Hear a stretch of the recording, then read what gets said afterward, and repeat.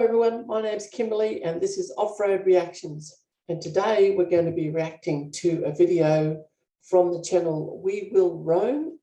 The video is called The Simpson Desert, Sand, Sky and the Endless Silence. And I have to say, as a person who's crossed the Simpson Desert 24 times, it is absolutely my favourite place in Australia. So let's have a look.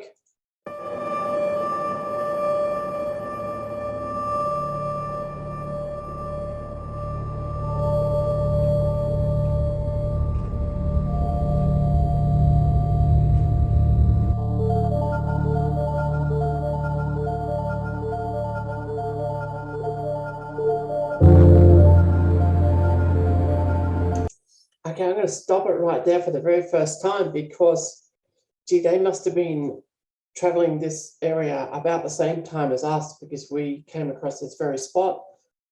It's not the first time I've come here when it's been flooded like this.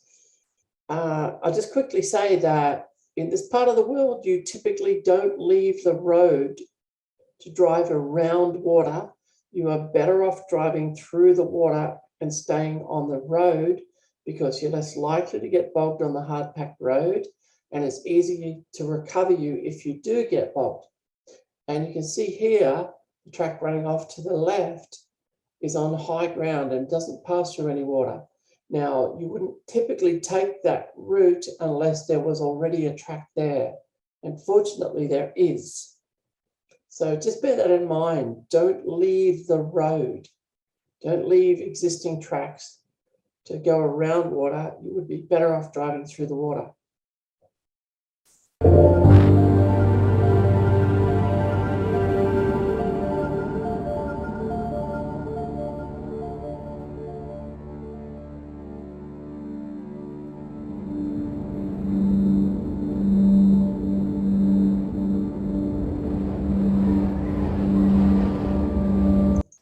Another quick comment. Sand flags are now compulsory for all vehicles travelling in Simpson. Sand flag on. How many dunes have we got to go? About 900. Alright then. Should we cross the Simpson? Let's get cracking.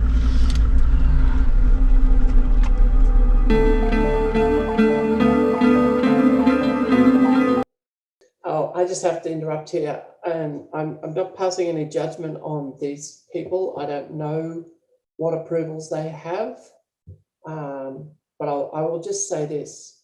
I am a commercial drone pilot, and I have not ever been able to get a permit to fly a drone in any of the parks in the Simpson Desert. They're generally not allowed for anything else but research. Now, looking at this track, these people are probably somewhere between Spring Creek and Alka-Seltzer Bore, Spring Creek Delta, I should say, and Alka-Seltzer Bore. So they are inside of Witcher National Park. We already know that anyway, because they went past Mount Dare.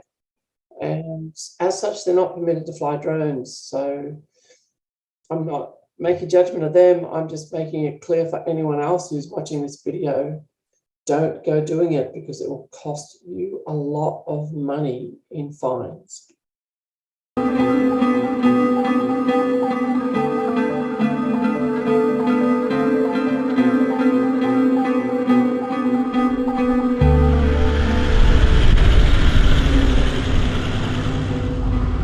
Did you ever think you'd be navigating canals? No, mate. In the desert? There's a lot of water around though.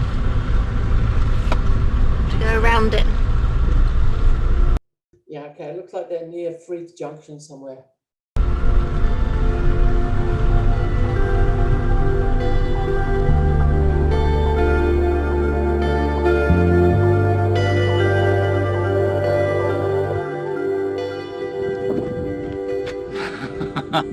Would you like a beer? Yes, please.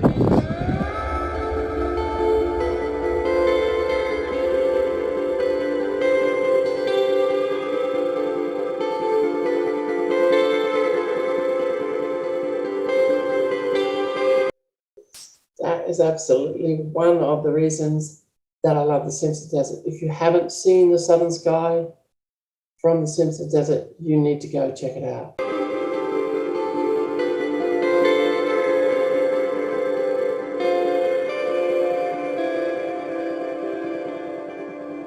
How far did we get yesterday? From We didn't actually get that far yesterday. 170 k's from out there, and 43 k's since the welcome to the Simpson sign. well, that's not too bad. Still a pretty good day. It's a good job you're navigating. Oh yeah, it's miles away. Yeah. So. Oh no, that's the rig road, eh? Yeah. So. See here, we'll drop down here, WAA line, then we've got 52 k's until the next junction, and then another 30 until the end of the WAA line, and then we'll have to go back up to the French line. Yeah, yeah. And then So they travel a very similar route to me. continue to Popple Corner. So I imagine if we're going We're doing about 15 k's an hour, yeah, 10, 15 an hour. then yeah, 52 k's will take us. Most of the day. That's really good to see them doing that calculation. I prefer to look at a paper map for big picture planning. Digital maps are great to know where you are, but they're not the best for big picture planning. But yeah, 15 k's an hour, that's about the number. Although in this part of the desert, you're sometimes a little bit faster. On the eastern part of the desert, sometimes a little bit faster. When you're running south to north, you're often quite a bit faster. But if you plan on 14 to 15 k's an hour for the whole trip, then anything that you gain is just a bonus.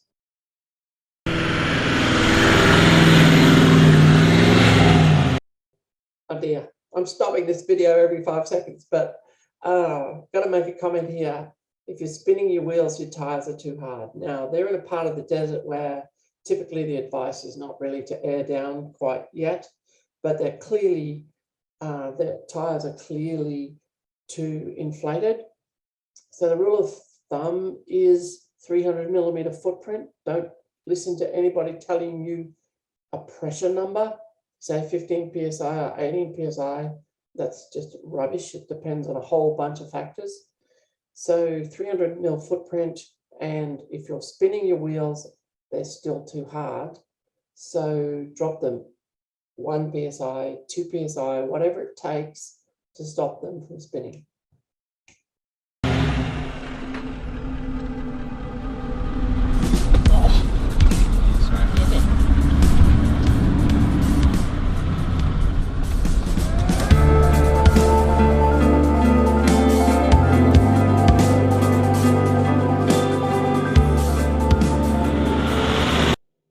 Got to make a comment here as well. I know I'm stopping it all the time, but look at that, no tracks.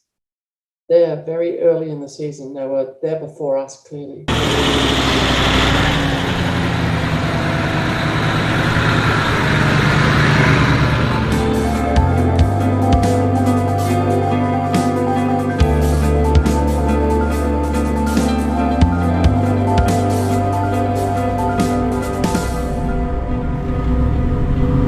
This video was sponsored by Olsen's Tours and Training. If you'd like to visit the Simpson Desert or any other remote areas of Australia and travel safely with an expert guide, go check out Olsen's Tours and Training.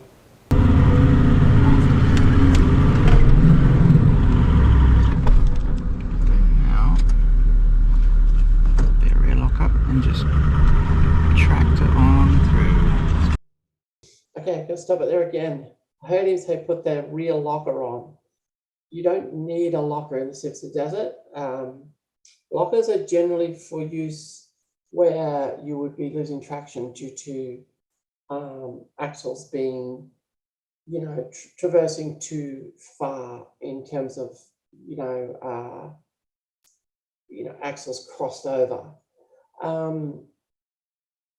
The key, and I've said it several times now already, is tire pressure, and if that doesn't work, tire pressure. And again, tire pressure. I think I made my point.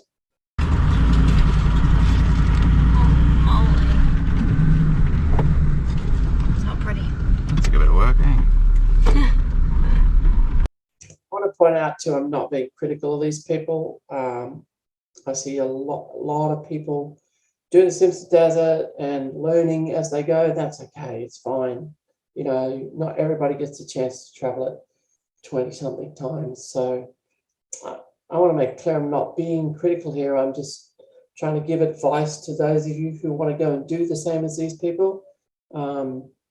Just, you know, understand that it really is all about tire pressure.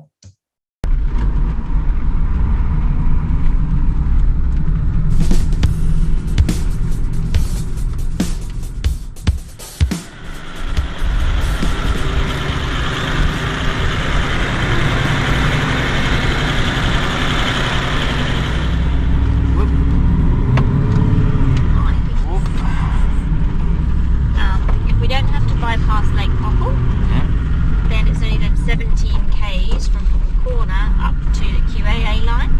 So that will take us to about what we've done today. Then we're on the QAA. So I imagine it would be good if we could basically. I would assume the QA is a bit like the early French. Yeah. Like, not plain sailing, but smoother going than this. Yeah, it is smoother going than the WAA. The WAA is kind of up and down and windy. The French line, though, and the QAA are quite different, although the very early part of the French line is very similar. But the further you go on the QAA, the bigger the dunes get and the further they get apart. So actually it gets faster and faster as you go towards Birdsville. Assuming there's no water. If there's water, it changes everything.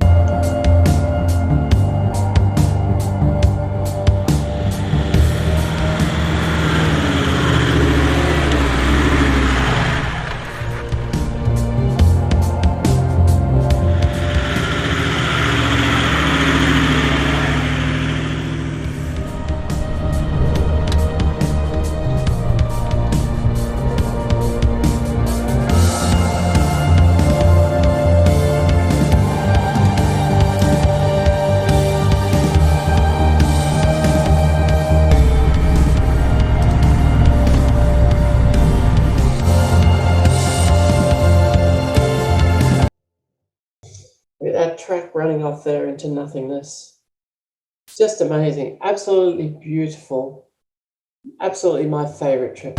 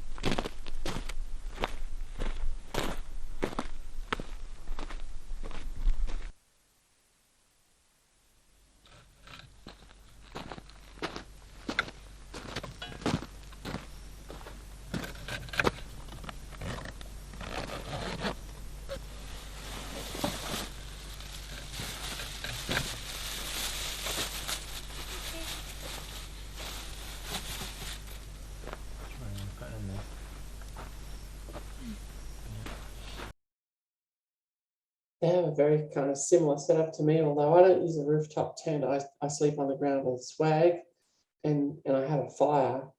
They're not going to obviously have a fire because they're camped in the middle of the clay pan. But they've probably got a really good reason to do that. I suspect it's about the photography. But what I want to say is keep your camps really simple.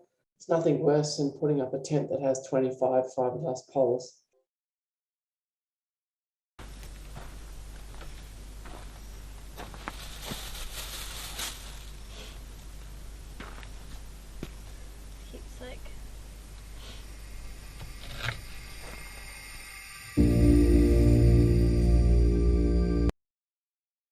Okay, I'm going to stop it right there because there is nothing at all like this anywhere in Australia that I've ever been. What you can see here above the car is the large Magellanic Cloud. And then right up the top of the screen there, you can see what's called the small Magellanic Cloud. They are virtually invisible anywhere else. You really do have to go to the Simpson Desert to see this kind of thing. And you know what? I'm going to stop this video here because I think I've given you quite a taster of what this video is about, and I think you should go and check it out yourself. And it's been really great to watch this. I'm going to go and watch the rest of it for a little bit, and you should do the same. I'm Kimberly. This is Off-Road Reactions.